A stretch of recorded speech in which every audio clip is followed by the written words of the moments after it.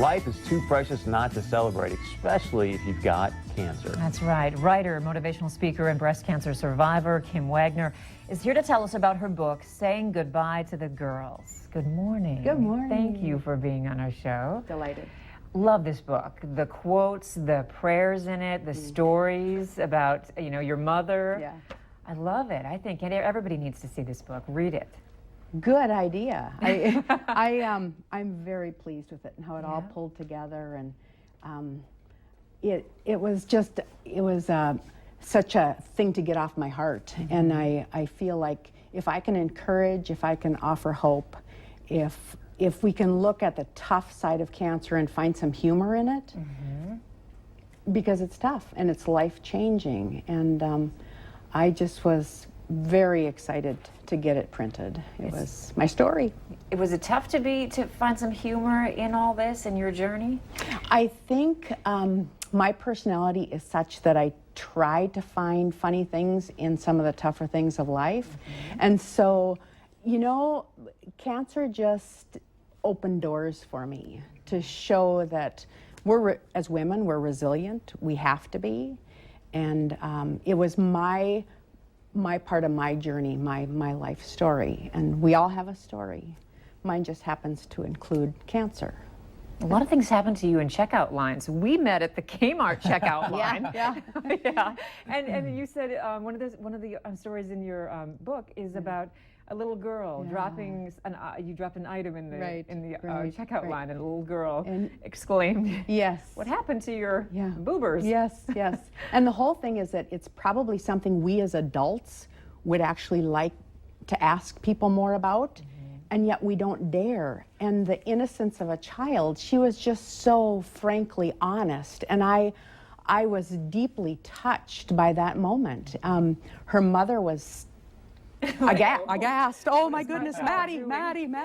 But Maddie was just being very forthright and very honest, and she was asking questions that we as adults tend to hold inside, which, cancer, just like a death, comes along and it's popped in our lap, and we don't know how to really approach it, and little people do. That's how it is. And I think we have to be really honest with ourselves and with the children and with the adults and the players. When you go through this journey, there's a lot of different players involved. Is there?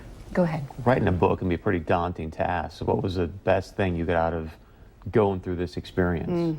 Well, it was just nice to, I incorporated my Caring Bridge journal that I kept going throughout once I was diagnosed until my last treatment, and then for a couple months following that, to incorporate that into little stories that anecdotes from growing up as a little kid. And it was very, I don't even know what the word is, just needing to get it all out on paper and to see that others could benefit from reading it was just very encouraging for me and for others. Especially since we don't always, like you mentioned, we don't know how to act sometimes around people who might have some kind of cancer or sickness. Or so are there any suggestions for people, like, to when you approach someone, what to say or do?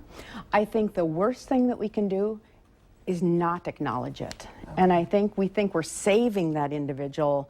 I'm not going to talk to you about your diagnosis because it might hurt, whatever. It's always on my heart, always on my mind. And when you're going through it, and when you're losing your hair, and when you're having the nausea and the whatever the case is, it's always a part of us. And for friends and family and community to come up and totally ignore it, it's almost hurtful because it's such a big part of me, of us. And so I think you just have to say, how is treatment going? Needing any more food? Anything that we can do to help you? And one thing I would suggest is make sure you ask what the foods are that people like. Oh my goodness, we got more lasagna. More lasagna. And the tomatoes within it caused some soreness in my mouth and whatever. So they had good intentions. Always good intention. But just ask what kind of food is tolerated. What can I do?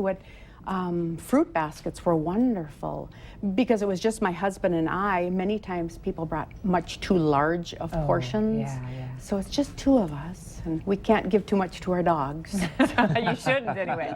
Okay, much more from Kim when we come back. Stay with us.